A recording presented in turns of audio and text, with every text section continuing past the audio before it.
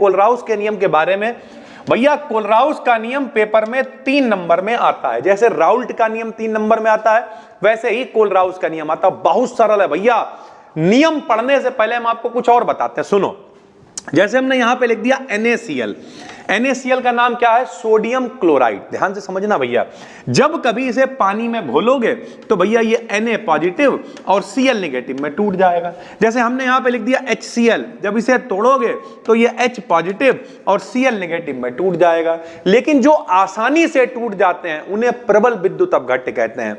जो आसानी से नहीं टूटते, जबरदस्ती तोड़ना पड़ता है, वो दुर्बल विद्युत अपघट्य कहलाते हैं। तो यानी सरल भाषा में कहें तो भैया जो आसानी से जल में घोलने पर टूट जाते हैं प्रबल विद्युत अपघट्य कहलाते हैं। जो नहीं टूटते हैं वो दुर्बल विद्युत अपघट्य कहलाते हैं। ठीक है, तो भैया क्या है सुनो। अच्छा, चालकता क्या होती है? चालकता का मतलब होता है करंट। जैसे मान लिया आपने क्या किया, नमक, NaCl का मतलब क्या है?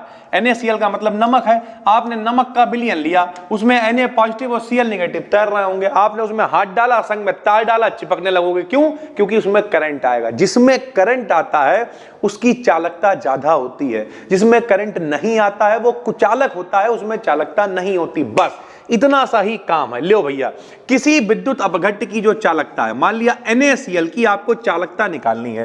भैया सर जी जे का चील विलंबा बना दिया। भैया इसे पढ़ेंगे इन्वर्टेड V। क्या पढ़ V कैसे बनता है? ABCD वाला V ऐसे बनता है ना।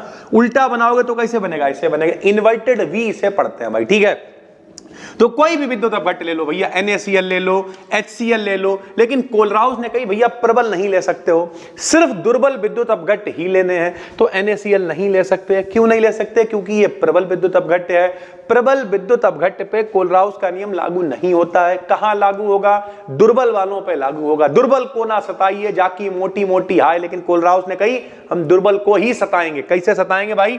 कि अगर आपको इन्वर्टेड V का मतलब मोलर चालकता, आपको HCl की मोलर चालकता निकालनी है, तो ये मोलर चालकता किसके बराबर होगी? आप H आयन की मोलर चालकता निकाल लो, आप Cl आयन की मोलर चालकता निकाल लो। यानी प्लस का मतलब क्या है? धन आयन, माइनस का मतलब क्या है? ऋण आयन। यानी किसी दुर्बल विद्युत अपघट्य की मोलर चालकता, मेरे साथ में बोलो, किसी दुर्बल विद्युत अपघट्य की मोलर चालकता, किसी दुर्बल विद्युत अपघट्य की मोलर चालकता उसके धनायन की मोलर चालकता और उसके ऋणायन, धनायन माने प्लस, ऋणायन माने माइनस, तो उसके धनायन की मोलर चालकता और ऋणायन की मोलर चालकता के बराबर होती। इतना सा कोलराउस का नियम है। कोई पूछे बताओ कोलराउस का नियम क्या होता है?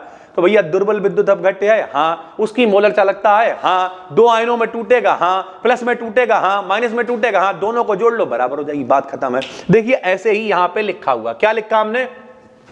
इस नियम के अनुसार किसी विद्युत अपघट्य की अनंत तनुता पर मोलर चालकता या सिर्फ चालकता, बात एक ही है। मोलर चालकता कहो एक बात ही है।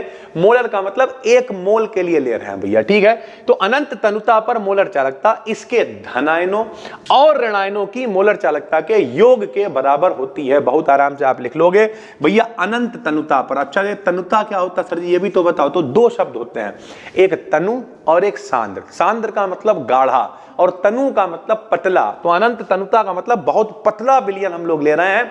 यानी इतना पतला विलयन है कि जो उसमें अपघट्य है वो बहुत कम डाला गया है, और जो पतला सा विलयन है, जैसे मान लो पानी में घोला गया, तो पानी की मात्रा बहुत ज्यादा है।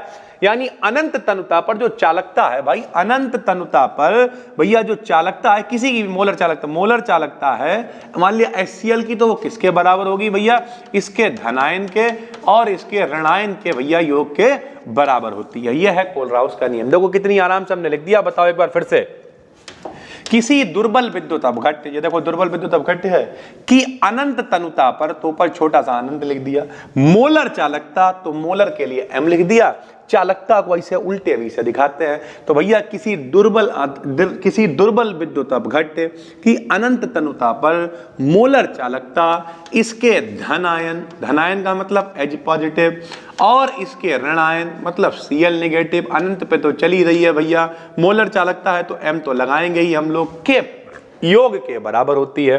प्लस वाले की मोलर चालकता, माइनस वाले की मोलर चालकता, दोनों को जोड़ दिया, दुर्बल विद्युत अपघट्य की मोलर चालकता के बराबर हो गई। 3 नंबर में आपसे पूछा जाएगा।